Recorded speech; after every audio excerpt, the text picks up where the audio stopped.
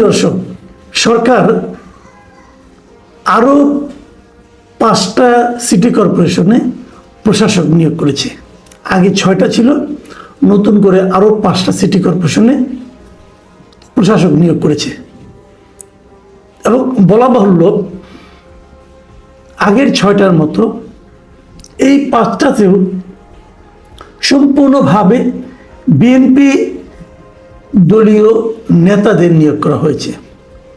আমি দেখলাম 5টার মধ্যে একটাতে বিএনপি কেন্দ্রীয় কমিটির একজন সাংগঠনিক সম্পাদক ওই বিভাগের, তাকে নিয়োগ দেওয়া হয়েছে।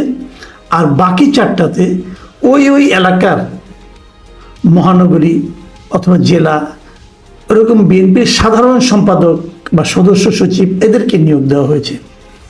তার মানে 11টা সিটি কর্পোরেশনের সব জায়গায় এখন বিএনপির লোকজন প্রশাসক হিসাবে নিয়োগ পেল। এই বিষয়টা কি দাঁড়ালো? এটা কি ভালো হলো নাকি মন্দ হলো? এটা নিয়ে একটু কথা বলতে চাই। প্রথম যখন 6টা সিটি কর্পোরেশনে প্রশাসক নিয়োগ করা হয়েছিল, আমি তখন এটা সমালোচনা করেছিলাম যে এই দলীয়করণের তো কোনো প্রয়োজন ছিল না। আপনারা দ্রুত নির্বাচন দিয়ে দিতেন, আর নির্বাচনের আগ পর্যন্ত যে সরকারি কর্মকর্তারা প্রশাসক হিসেবে ছিল তারাই চালাতো। 1.5 বছর তো প্রশাসক দিয়ে চললো, আর কটা দিন চলতো অসুবিধাটা কী হতো? তাতে অন্ততপক্ষে আপনাদের একটা দলীয়করণের যে বদনাম সেটা আপনাদের গায়ে লাগতো না। এখন আপনারা হয়তো বলবেন, আমরা তো একটু দলীয় সরকার, আমি দলীয়করণ করতেই পারি না। আপনি পারেন না। এটা করলে সাধারণ মানুষের কাছে আপনাদের গ্রহণযোগ্যতা কমবে। আপনি দলের লোককে নিয়োগ মনোনয়ন দেন নির্বাচনে, তারা যদি জনগণ তাদেরকে চায় তারা নির্বাচিত হয়ে আসবে। আপনারা তা করেননি। আপনারা যে কাজটা করেছেন অযুক্তি। আমি একটা উদাহরণ দিয়ে বলি, ঢাকা উত্তরে যাকে আপনি সিটি কর্পোরেশনের প্রশাসক নিয়োগ করেছেন, এই ভদ্রলোক তো নির্বাচনে হেরেছিল। উত্তর সিটি কর্পোরেশনে যে কয়টা সংসদীয় আসন আছে তার একটা সংসদীয় আসনে উনি পরাজিত হয়েছেন। তো একজন পরাজিত এমপি ইলেকশনে পরাজিত ব্যক্তিকে আপনি আরও বড় জায়গায় এনে বসিয়ে দিলেন। ওনার এলাকার লোক ওনাকে প্রত্যাখ্যান করেছে, আপনি দলীয়ভাবে তাকে ওই এলাকা সহ আরও কয়েকটা এলাকায় মিলে যে বড় একটা জায়গা সিটি কর্পোরেশন উত্তর, সেখানে প্রশাসক বানিয়ে দিলেন। তাহলে তো আপনি জনগণের মতামতের বিপরীতে কাজটা করলেন। কাজটা কি লজিক্যাল হলো? হলো তো না। দেখেন, আপনারা নতুন সরকার এসেছেন, আপনার সমালোচনা আমি করতে চাই না, কিন্তু এই যে বিষয়গুলো যদি নিজেরা নিজেদের জন্য সমালোচনাকে ইনভাইট করেন, আমরা কি করতে পারবো? এবং এটা ইনভাইট করেছেন আপনারা, এটা কার বুদ্ধিতে হয়েছে আমি জানি না। আমি মনে করি বিএনপি বেশ শুরু থেকে কয়েকটা ভুল করেছে। ক্যাবিনেট গঠনের সময় ভুল করেছে, একটা বড় ভুল করেছে। এই ব্লান্ডার তারা কিভাবে হ্যান্ডেল করবে আমি এখনো জানি না। আর এই সিটি কর্পোরেশন নিয়ে তারা পলিটিক্যাল ভুল করতে যাচ্ছে, টোটালি রাজনৈতিক ভুল। আমি আমার মতো করে বলি, আমি যেভাবে বুঝেছি সেভাবে আমি জিনিসটা বলি। এই আপনি যাদেরকে নিয়োগ দিলেন, আমি ধরে নিতে পারি এদেরকে হয়তো আপনারা পরবর্তী সময়ে মেয়র হিসেবে মনোনয়ন দেবেন তো দেবেন, নাহলে তাদেরকে আপনি আগে আনলেন কেন? হয়তো আপনি ভেবেছেন যে তারা আগে এসে একটু অভিজ্ঞতা অর্জন করবে এবং সেই অভিজ্ঞতার আলোকে তারা হয়তো পরবর্তীতে খুব ভালো একজন মেয়র হবে। কিন্তু সমস্যাটা হচ্ছে, ওনারা যেই দিন থেকে প্রশাসকের দায়িত্ব নেবেন সেই দিন থেকেই ওনাদের জনপ্রিয়তা কমতে থাকবে, গ্যারান্টি। আপনি লিখে রাখেন। কেন কমতে থাকবে জানেন? আমি সেটাও বলি। ওনারা মনে করবেন আমরা তো 6 মাস অথবা 1 বছরের জন্য অথবা 7 মাস অথবা 3 মাসের জন্য, যে কদিনের জন্য হোক, আমি তো এখানে এসেছি, আমি তো পরবর্তীতে আবার নির্বাচিত নাও হতে পারি। তাহলে যা কামানোর কামিয়ে নিয়ে এই সময়। এবং ওনাকে যে দেওয়া হয়েছে এটা তো সম্পূর্ণ দলীয় বিবেচনায় দেওয়া হয়েছে। সেই কারণে এই দলের আরও যারা আছে তার নিচের পর্যায়ে নেতা, পাতি নেতা, তারাও কিন্তু বলবে আপনি মেয়র হয়েছেন, আপনি প্রশাসক হয়েছেন, আমাদেরকে বিভিন্ন রকম কাজকর্ম দেন, আমরা কাজকর্ম করি। এই যে দলের নেতাদেরকে উনি সার্ভ করতে যাবেন, ওনার জনপ্রিয়তা কমবে। আমি আজকে এই ঘটনা দেখার পর 3টা সিটি কর্পোরেশনের সঙ্গে আমি ওখানে থাকা বিভিন্ন সাংবাদিকদের সঙ্গে আমি যোগাযোগ করেছি এবং তারা 3জনই বলেছেন যাকে যাকে সিটি কর্পোরেশনের প্রশাসক হিসেবে নিয়োগ করা হয়েছে তাদের বিবেচনায় উনি ফিট না, উনি ফিটেস্ট না, মানে ওনার চেয়েও জনপ্রিয়, ওনার চেয়েও যোগ্য ওখানে আরও লোক আছে। এখন তাকে দেওয়াতে গত ইলেকশনে তাদেরকে মনোনয়ন দেওয়া হয়নি, তারা এক ধরনের হতাশা ছিলেন, সিনিয়র লিডাররা হতাশায় ছিলেন। এখন যখন ওরা ভেবেছিলেন হয়তো সিটি কর্পোরেশনে ওনারা মনোনয়ন পাবেন, কিন্তু এই যে দেওয়া হলো না, দেওয়া না হওয়ার কারণে তারা এখন থেকে ইনঅ্যাক্টিভ হয়ে যাবেন। এর মধ্যে কেউ কেউ তো এমনও বললেন যে ওনারা এত বয়স্ক এবং এত অত্যাচারিত হয়েছেন গত 17 বছরে যে ওনাদের এখন আর মুখ দেখানোর জায়গা থাকলো না। এদের কেউ যদি মির্জা আব্বাসের মতো স্ট্রোক করে বসে তাও কেউ অবাক হবেন না আপনারা। ওনাদের বক্তব্য আমি যাদের সঙ্গে কথা বলেছি, এবং ওনারা বলেন ওনারা এখন ইনঅ্যাক্টিভ হয়ে যাবেন, এবং যেই দিন থেকে নাকি ওনাদের মনোনয়নটা দেওয়া হলো প্রশাসক হিসেবে, যেই দিন থেকে ওনারা প্রশাসকের দায়িত্ব নিয়ে বসবেন, সেই দিন থেকে ওখানে বিএনপি প্রার্থীর জনপ্রিয়তা কমতে থাকবে। তাহলে এটাকে আপনারা বুঝেন না? এটা আমি বুঝি, আমার ওই স্থানীয় সাংবাদিক বুঝে, আপনারা বুঝেন না? বিএনপিও বুঝে। তাহলে বিএনপি রিস্কটা নিল কেন? তাহলে বিএনপি কি জনগণের জনপ্রিয়তা এগুলি তোয়াক্কা করে না? বিএনপি কি হিসাব করে নিয়েছে আমার প্রার্থীকে কীভাবে পাস করিয়ে আনতে হবে সেটা আমরা জানি? তাহলে কি আবারও সেই নির্বাচনকে একটা চোরাগুলির মধ্যে ঢুকিয়ে দেওয়া হবে? কেন? হয়তো বিএনপি কেউ বলবে, হয়তো সরকারের কেউ বলবে যে প্রশাসকদের নির্বাচন চলে না, সিটি কর্পোরেশন চলে না জনগণের সেবার জন্য। আরে ভাই, জনগণের সেবার জন্য তো তাহলে দরকার ছিল কাউন্সিলর। আপনার কাউন্সিলরগুলো দিয়ে দিতেন। কাউন্সিলর যারা নির্বাচিত হয়েছিলেন তারা তো নির্দলীয়ভাবে নির্বাচিত হয়েছিলেন। কাউন্সিলর তার দলীয় প্রতীকে হয় নাই।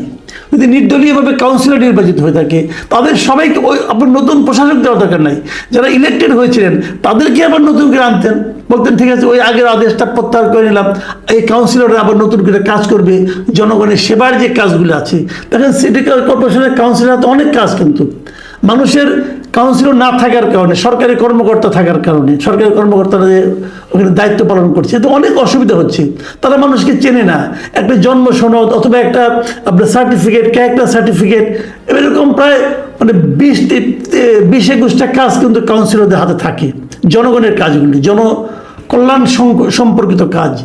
তো ওটা তো আগে দরকার, ওইটা আনতেন। তা না এনে আপনি মেয়র পদে আপনি দলীয় লোককে জোর করে বসিয়ে দিলেন। ঠিক করেন নাই।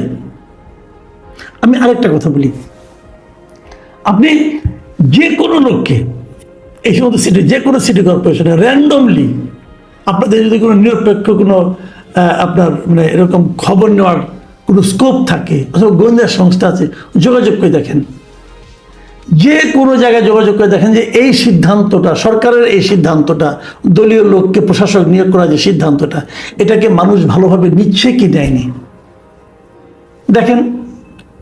আমি তো খবর দিয়েছি, নিচ্ছে না, তারা ভালোভাবে এটাকে নিচ্ছে না। 2-1জন সমর্থক পাবেন, আপনি নিশ্চিত থাকেন তারা বিএনপির লোক। বিএনপির লোক ছাড়া আর কেউ এটাকে ভালোভাবে নেবে না। একটা কথা মনে রাখবেন, এই নির্বাচনটা তো করলেন একটা তো আপনারা একটা জাতীয় নির্বাচন করেছেন, আপনাদের অভিজ্ঞতা হয়েছে। ভাবুন তো একবার, কেবল নিজের দলের ভোট দিয়ে কোনোদিন আপনি ইলেক্টেড হতে পারবেন না। বাংলাদেশের কোনো নির্বাচনে নিজের দলের লোকের ভোট দিয়েই নির্বাচিত হওয়া এটা কঠিন কাজ। নিরপেক্ষ ভোট লাগে। যারা কোনো দল করে না তেমন ভোটটাই ডিসাইডিং ফ্যাক্টর হয়। সে লোকগুলিকে জিজ্ঞাসা করেন, কেউ পছন্দ করেনি। কেন করতে গেলেন এটা? আমি বুঝি না। এত দ্রুত যে রাজনৈতিক ভুলের চোরাগুলিতে বিএনপি পা দেবে এটা আমার হিসাবে ছিল না। আমি ভেবেছিলাম এখানে অনেক সিনিয়র আছে, যেমন আমি মির্জা ফখরুল ইসলাম আলমগীর, এই ভদ্রলোকের উপর আবার অনেক ভরসা ছিল। উনিও স্থানীয় সরকার মন্ত্রণালয়ের প্রধান হিসেবে আছেন, উনি তো মন্ত্রী। তো ওনার মন্ত্রণালয়ে এই সিদ্ধান্তগুলো কেন আসলো আমার কাছে ক্লিয়ার না। কিছু লেনদেন হয়েছে কিনা সেটাও বলতে পারবো না, হতে পারে। কিন্তু সব ধরনের সন্দেহ যখন আপনি করবেন, নানা ধরনের সন্দেহ কিন্তু আপনার কাছে চলে আসবে। উনি বলবেন উনি খান না, ওনার হয়ে অন্য কেউ খান, খবর নিলে টের পাওয়া যাবে। কিন্তু দলকে ডোবানোর জন্য এত তড়িৎ, এত দ্রুত আর কোনো সিদ্ধান্ত হতে পারে না। কেন? আমরা প্রায়ই বলি যে আমাদের দেশে যারা ক্ষমতায় যায় তারা মূলত জনগণের জন্য যায় না, তারা যায় নিজেদের জন্য। ভাবখানে এরকম, এই দেশটা হলো একটা বড় একটা কেক, এই কেকটাকে আমরা ভাগ বাটোয়ারা করে খাবো। তো যারা কেকের ভাগ পায়নি তারা হয়তো বলেছে এখানে তো অমুক এমপি হলো, তমুক এমপি হলো, আমরা এতদিন জেল খাটলাম, তা আমরা কি পাবো? আরে ভাই, জেল সবাই খেটেছে, জেল বিএনপির কোন লোকটা খাটেনি বলেন তো আপনি? কারণ সবাইকে আপনি দিতে পারবেন? বরং সবাইকে দেশ সেবার সুযোগ দেন।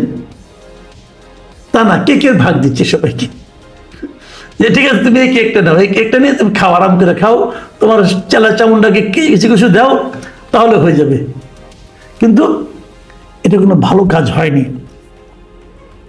আমি বললাম তো, আপনারা যোগাযোগ করে দেখেন, বিএনপি অনেক লোকেরা এটা সমর্থন করবে না। বলেন একটা কথা আমি বলি, যেমন আমি এর মধ্যে দেখি যে 6টাকে আগে দিয়েছিলেন আপনারা, সেই 6টার অনেক প্রশাসকে কিন্তু এর মধ্যে বলা শুরু করেছে যে আমরা কিছু পাইনি, সব একদম খোকলা করে রেখে গিয়েছে। কেউ কেউ বলেছে যে সিটি কর্পোরেশনের কর্মচারীদের বেতনটা পর্যন্ত দিতে হবে ধার করে, বলেছে। তো তার মানে অভাব দিয়ে কিন্তু শুরু করেছে। তো অভাব দিয়ে শুরু করলে নগর জীবনের প্রাত্যহিক যে সমস্যাগুলো, এই সমস্যাগুলো তারা সমাধান করবে কিভাবে? টাকা তো নেই। সমাধান যখন আপনি করতে না পারবেন, 6 মাস পর ইলেকশন আসবে। এটা যদি 5 বছর পর ইলেকশন হতো, ধরেন আপনি তাহলে ইলেক্টেড হয়ে গেল, ধরেন আপনার 6 মাস পর ইলেকশন হতো, তখন যদি নির্বাচিত হতো তাহলে তো সে 5 বছর সময় পেত। প্রথম 6 মাসে কোনো সমাধান করতে পারতো না, প্রথম 6 মাসে গুছিয়ে নিত, পরবর্তী সময় সমাধান করত, মানুষের মন জয় করত, এরপরে তারা কিন্তু দলের জন্য কিছু একটা করতে পারত। কিন্তু এখন তার হাতে সময় 6 মাস, 6 মাসের পরীক্ষায় নামিয়ে দিয়ে তার হাতের পর আপনি ইলেকশনে নামিয়ে দিচ্ছেন, সে তো ধরা খাবে। বিএনপি একদম নতুন কোনো রাজনৈতিক দল না, একটা পুরনো দল, কিন্তু তাদের মধ্যে এই রাজনৈতিক সিদ্ধান্তটা, এত কাঁচা সিদ্ধান্ত কিভাবে আসলো আমি বুঝতে পারি না। বিএনপির তারেক রহমান সাহেবের প্রজ্ঞার উপর, ওনার চিন্তা চেতনার উপর আমার এক ধরনের ভরসা আছে, এখনো আছে। এটা কি উনি জানতেন? যদি উনি জেনে থাকেন তাহলে উনি কোন বিবেচনায় এই কাজটা করলেন, তার একটা ব্যাখ্যা কিন্তু আমরা জানতে চাই। আর যদি না জেনে থাকেন, যাদের কারণে এই দুর্ভোগের মধ্যে আপনার যে এই যে রিস্কি সিদ্ধান্তটা আপনি নিলেন, তাদেরকে চিহ্নিত করেন, তাদের উপর নির্ভর করেন না। এরা কিন্তু ডুবাবে, আপনাকেও ডুবাবে, দলটাকেও ডুবাবে। যদি সুষ্ঠু নির্বাচন হয় এবং এই প্রশাসকরা যদি আগামীতে মেয়র পদপ্রার্থী হয়, দেখবেন রেজাল্টটা কি হয়, সেই দেখার অপেক্ষায় থাকলাম।